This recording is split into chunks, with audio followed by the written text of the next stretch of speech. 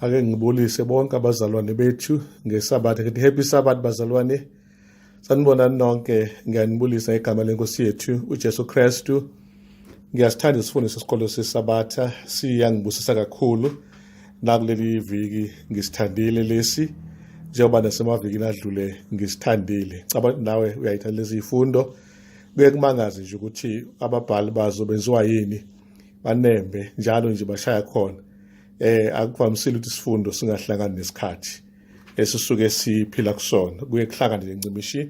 Njengamanje siphila emhlabeni la izwe lethu lingalinikeza khona igunya iBhayibheli, kodwa isifundo sethu njengebandla lama-Adventist siyakwazi ukuzosikhumbuza ukuthi cha, njengebandla asilinikeze igunya lalo iBhayibheli, sihloniphe ngendlela efanelekileyo. Sibuka isifundo esigaba sesithupha, isifundo esikhuluma ngokubaluleka kokuhumusha noma ukutolika.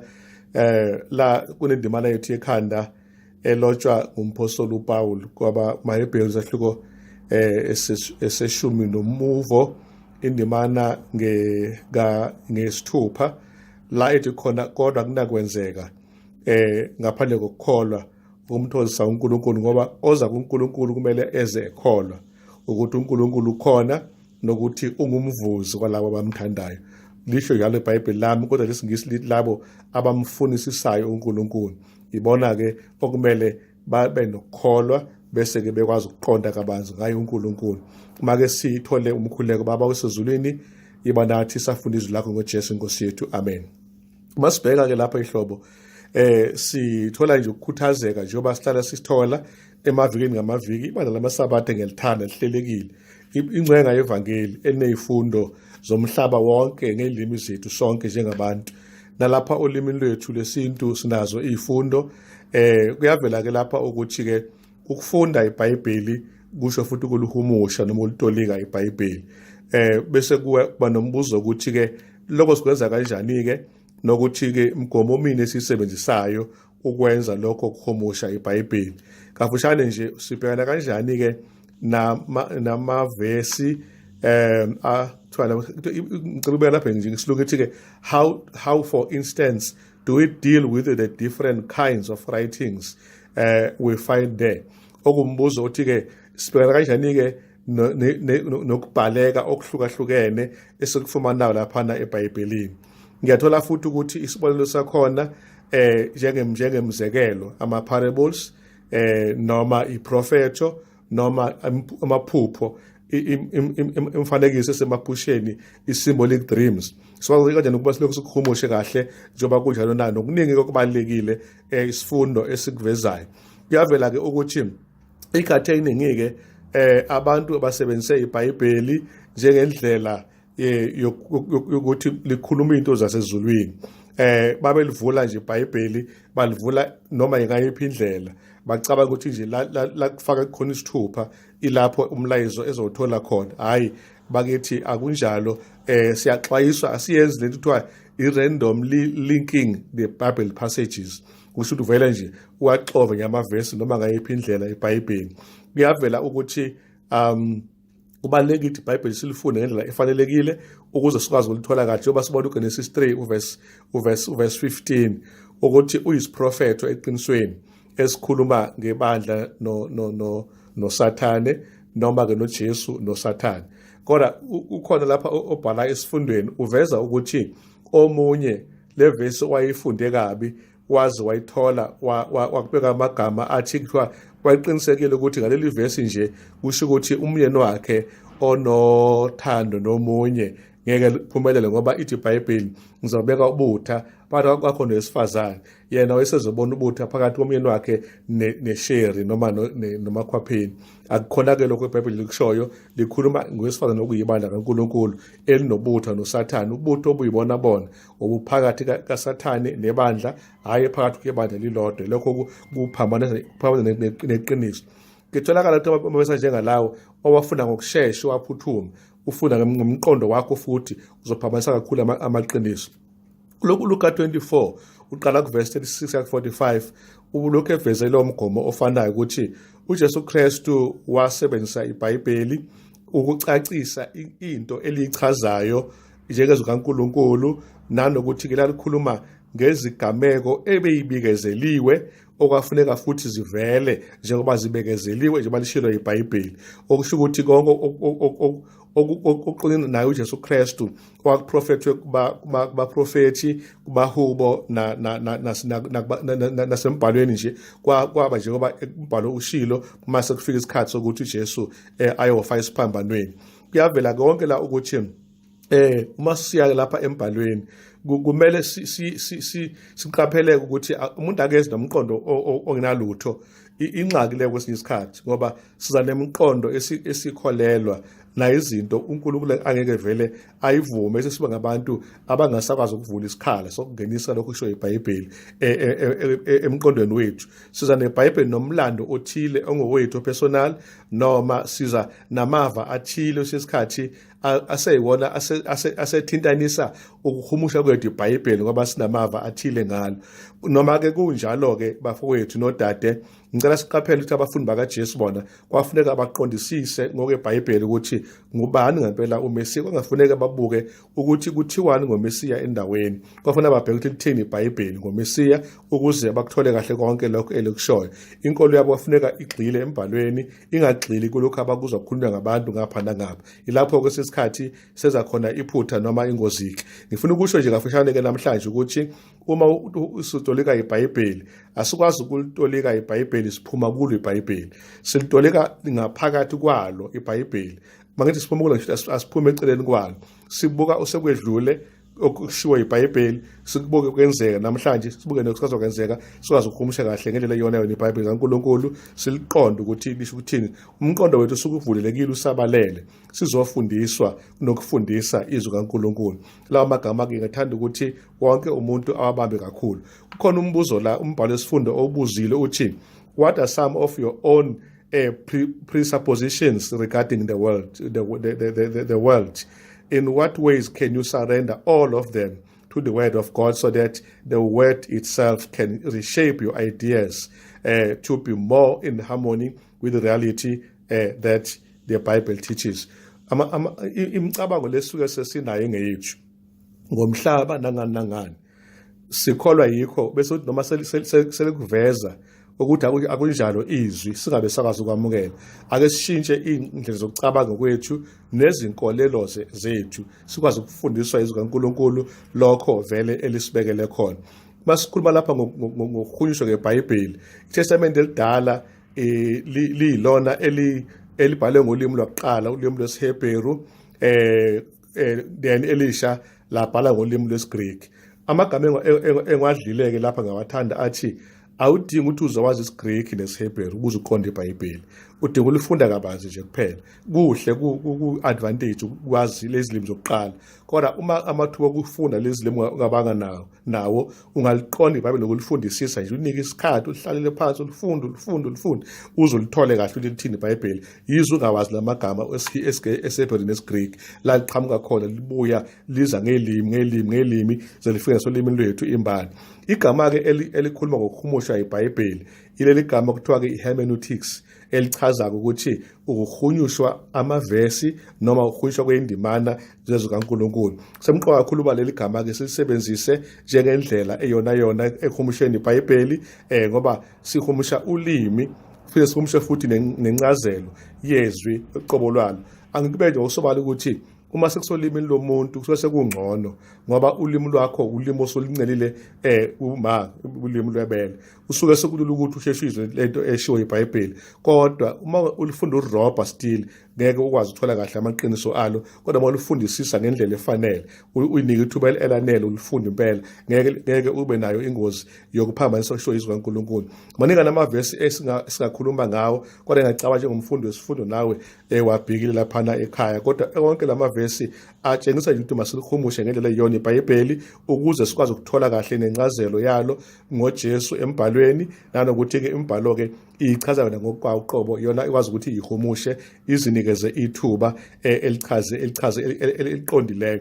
Ngengene kakhulu lamagama ke ukuthi ligama ethi hermeneutics qhamuka from Hermes thixo wamaGreek, ngicela ukangena kakhulu, ngicela ukuthi ufunde nje wena uwedwa ekhaya, kodwa kubalekile khona uthola lo mnyombo uve lapha yakhona.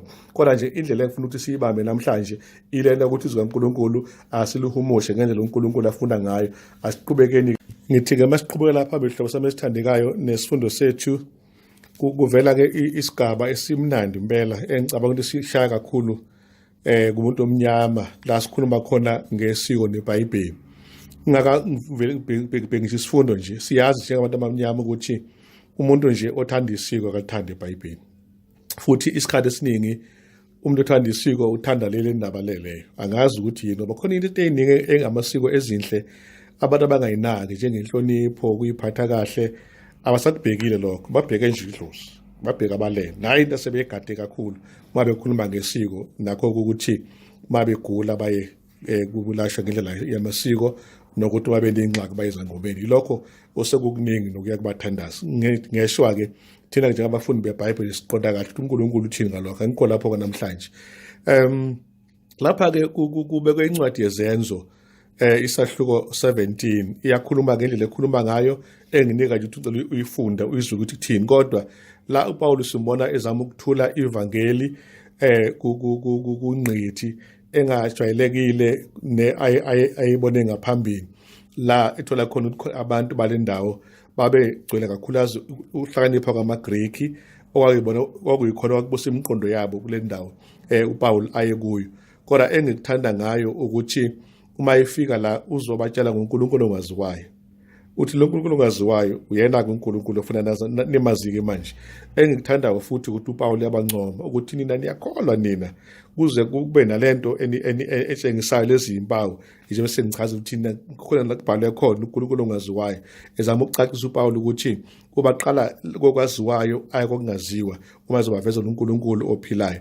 So ngokufushane nje isiko laseNtshonalanga linendlela yokulindela iBhayibheli, nesiko lase-Afrika nalo futhi linendlela yokungaphakamisi kahle izwi kaNkulunkulu ngenxa yokuthi ikhathi eningi sithanda ukuhamba ngokwesiko kunokuqhuba lokhu uNkulunkulu akubekile. Angisho ukuthi konke kusesukeni kubi bazalwane, kodwa kufuneka phela sikuhlole ngezwi. Uma kungalichithi kungaliphikisi izwi futhi singaqhubeka nakho-ke sikubambe-ke njengokuhlonipha sengichazile nokuyiphatha kahle. Lokho kuhle esikweni njengoba sesibone nje kuba khona imigidi njengomhlanga kuphakanyiswa isiko lokuyiphatha kweyintombi.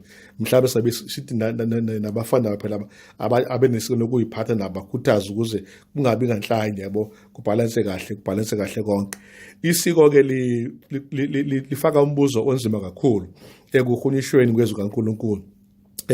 Futhi-ke kunombuzo othi ngakube ingqondo yethu isisabela ezwini ngokumisa kwesiko yini, noma mhlawumbe ngokwenza kwenye indlela na?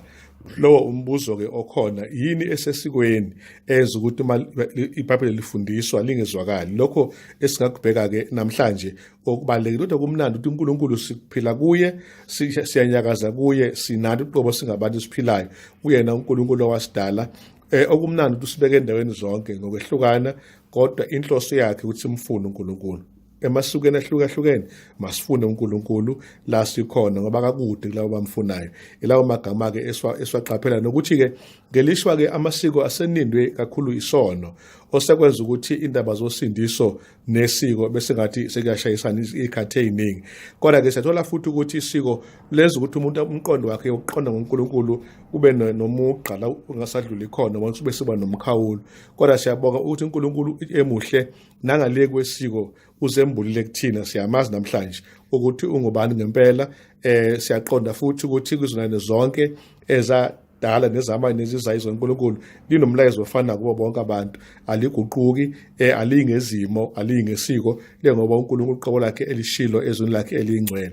Ilawo magama-ke abalulekile ngithi namhlanje asiwabuke nje ngendlela evalelekile noma ngizothi-ke ebalulekile. Uma sibheka sithola ukuthi imiphi imigomo esingayisebenzisa-ke ukuze sikwazi ukuzwa amazwi iqiniso leBhayibheli na? Kuyavela-ke la ukuthi iBhayibheli lalotshwa ngekhathi eziphambili emasukeni ahlukeneyo, liqukethe futhi indlela ezehlukene zokucabanga, likhuluma futhi nabantu bamasiko ahlukeneyo. Ngifuna ukusho ukuthi noma lingathini isiko, kodwa alihlolwe ngeBhayibheli. Uma lihambisana neBhayibheli lihle, uma liphuma ngapha eceleni kweBhayibheli siliqhelele siliyekele. lapha sola ukuthi kube khona ke okunyeka imvelo yesono somuntu la kuvela khona ukuthi sinenkinga impela ke manje ethanda ukuthi amazwi kathi Thixo ngezwakala eBhayibheli isono ke siyamvala kumuntu inqondo namehlo neindlebe kuyavaleka ngenxa yesono masihlehlele emuva sithola ukuthi ngisho abaholi bezenkolo ngenxa yesono bamala uJesu bamphika ephakathi kwabo bangakwazi ukuthi bamamukele namhlanje isono sinaleyo nto sesiyakhile ukuthi ingqondo yethu ingafuni ukuzwa ngaye uNkulunkulu kodwa kufanele kube khona inguquko enkulu eyenzakalayo kuze sakhe ubuhlobo obuyibona bona noNkulunkulu imphumela wesono ke ukuthi usulokhu ukhona uphazamisa solokhu abakhona bukhona babantu kodwa siyathola ukuthi noma kunjalo kuzahamba kuhambe siphele futhi isono nengqondo zethu nazo mazibe nokucabanga okungcolile ngenxa yesono kodwa uNkulunkulu uyayilungisa ingqondo zethu zokwazi ukuvuleleka zingavaleki ngaphandle amaqiniso akhe uNkulunkulu kuyavela futhi la ukuthi angibeka namagama njengoba njalo lapha ke the following characteristics of this corrupt action can be detected in our thinking: pride, self-deception, doubt and distance and disobedience. Lapho ngokufushane kuvela ukuthi uphawu lokuthi singabantu ababuswa yisono eyisikhukhumele and siphinde futhi siyikhohlise sibe nongabazane siqhele simele kude noNkulunkulu nongalaleli uNkulunkulu konke lokhu masikuchaza ngonyaka kunye kuyinto esibonakalayo emhlabeni. Uma sisigoqa ke isifundo sethu ngiyafuna ukusho ukuthi siphendula umbuzo kungani ukutolwa kweBhayibheli kusemqoka na kuyavela ke lapha kuNehemiah 8:1-3 ngicela uyifunde mawuthola isikhathi sakho lapho ayino verse 8 ukuthi ke kuze siqonde kahle izwi kaNkulunkulu akumele silifunde nje ngamunye kuphela kodwa futhi sifunde njengebandla sikwazi ukulizwa kahle izwi kaNkulunkulu okuyikho lapha ke the most important question in the Bible is a question of salvation and how we are saved. Umbuzo obalulekileyo eBhayibhelini singasindiswa kanjani na luyini futhi usindiso ngalokho okunye ke akubalekile kangako kuza kamuva ke kusemqoka kuqonde kahle kabazi ngayo uJesu Kristu oyena futhi wasesiqonde kumazi yena then imphefumulo yethu izokwazi ukuthi ingene endleleni nakwindima efanele. Ngafumana lapha ukuthi ke usindiso kwexhomeke ekutheni sikhumsha kanjani eBhayibheli nayinto engifuna siqaphele usindiso uma silithatha ngendlela eyisinqele eBhayibheli kusho ukuthi nayo indaba yokuhlenga kwethu nayo iyisinqele futhi ukusindiswa kwethu nayo futhi iphuma eceleni akuke siqonde kusho eBhayibheli uze sikwazi ukuba sisindiswe ngeqiniso elifundiswa izwi kaNkulunkulu okuyiBhayibheli. Kuthiwa lapha ke indeed we are people of the book lapha makuthiwa singabantu bencwadi ithi lapha ke lapha ke who want to live by the Bible and the Bible alone singabantu bencwadi abafuna ukuphila ngalo izwi kaNkulunkulu lona lodwa and then okunye okubalekile sigcina ke asilifunde izwi kaNkulunkulu lidlule amasiko ethu okubaleka lidlule okufundiswa amasonto namabandla ethu kodwa kube yilona elifundisa umuntu eyedwa nebandla lilonke. Ngamagama amafushane ngifisa ukuthi uNkulunkulu asibusise siqonde ukufunda izwi kaNkulunkulu sesigcina nje ngifuna ukusho ukuthi ekufundeni kwakho iBhayibheli beka eceleni yonke enye into ukwazi ukuthi uvule ingqondo yakho likwazi ukungena kahle izwi kaNkulunkulu beka eceleni izinto zofuzo beka eceleni izinto zamasiko nenkani nokuphakama konke uyithopha phambi kaNkulunkulu uze uNkulunkulu akwazi ukuthi akhulume kahle nawe ngokwenza njalo ngeke uyisole Thixo kubusiseke. Ngiyacela nje sigcina ukuthi izwi kaNkulunkulu asilifundeni bazalwane njengamanje ufakazi obuncane ngifuna ukubusho ngifunda amavesi amaningi ngifunda izahluko ezintathu ngelanga kuTestament endala nesodwa kwelisha njalo nje bese kungibeka isikhathi ukufunda ama chapters awu4 ngiyasizakala angazi ke wena inkosi kubusiseke asikhule kafushane baba wethu sicela ube nomntwana wakho ngamnye ngamwele khona sifunda amazwi kuJesu Kristu kusiwe phakade amen.